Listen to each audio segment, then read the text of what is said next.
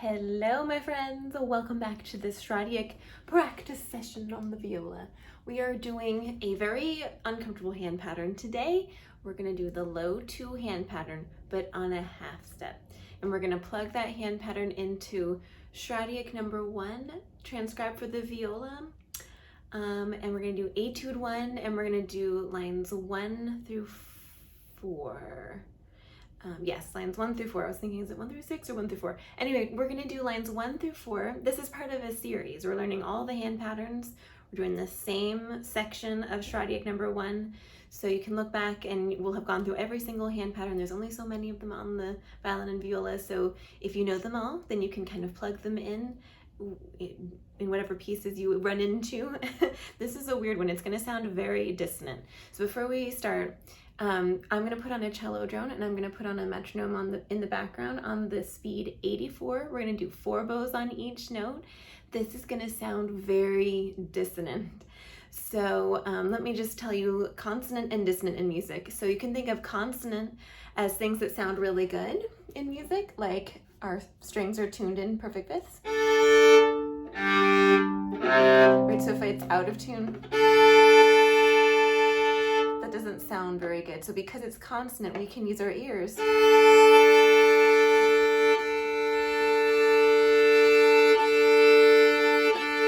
bring it into tune, right? But so that would be consonant. It sounds good to the ear. Dissonant, not so much. So for example, this is an actual interval. It's a half step. Sounds like jazz. But if you play them together, you get this, one of the most dissonant sounding intervals. So unfortunately, what we're going to do is going to sound very dissonant. It's hard for our ear to tune that. So it's an opportunity for us to work on our ear training and hearing, rather than hearing this, trying to listen for verses. See how that doesn't sound really jaws-like? It's kind of jaws-like, but... So you can use your ears to hear those little distances rather than hearing the harmony of the dissonant. Also, it's good for our ear to get used to that. But anyway, we will just be one and done with it. We're going to do lines 1 through 4 with the cello drone on D. Here's the metronome at 84. We're going to do 4 bows on each note. Let me show you this low 2 hand pattern on a half step. This etude's completely on the D string. We're also not playing the note names, we're playing the fingerings because we're using this hand pattern. So let's try it together. Get the fingers, D. Then we're going to have a half step, so listen for jaws.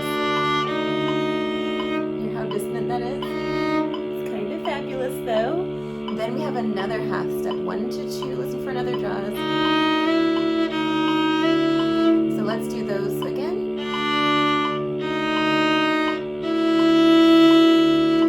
Our first consonant interval. This is going to be an F sharp. Major third, so pretty. And then we have another dissonant interval. This is going to be a G sharp, which is a tritone against D. G sharp is also known as an A flat, okay? So with that, let's try it one more time.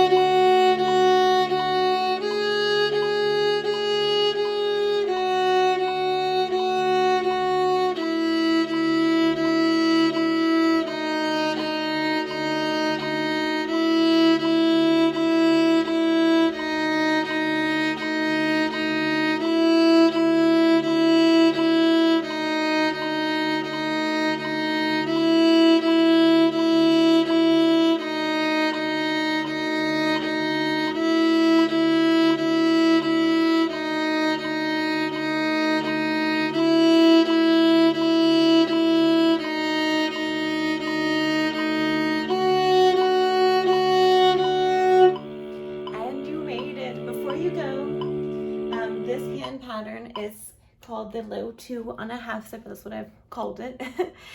Because you can see we start in a half step, and it's also known as half position, and that's because your first finger, rather than playing another letter name up, for example D, and then first finger would play E or E flat, it's playing E flat, also known as D sharp.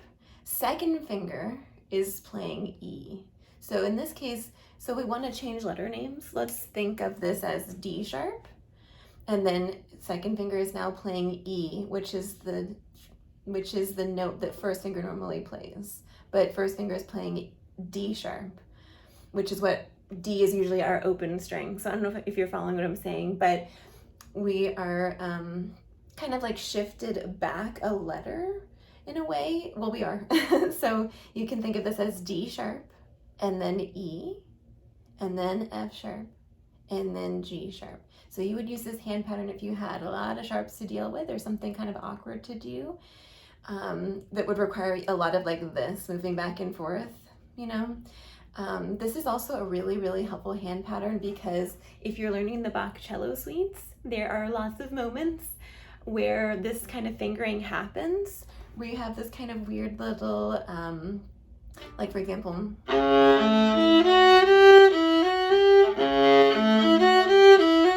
this is the low 2 hand pattern on a half step, but just spread across the strings, and it's just usually awkward and takes a lot of practice. But if you already know this hand pattern, it doesn't take as much practice for you.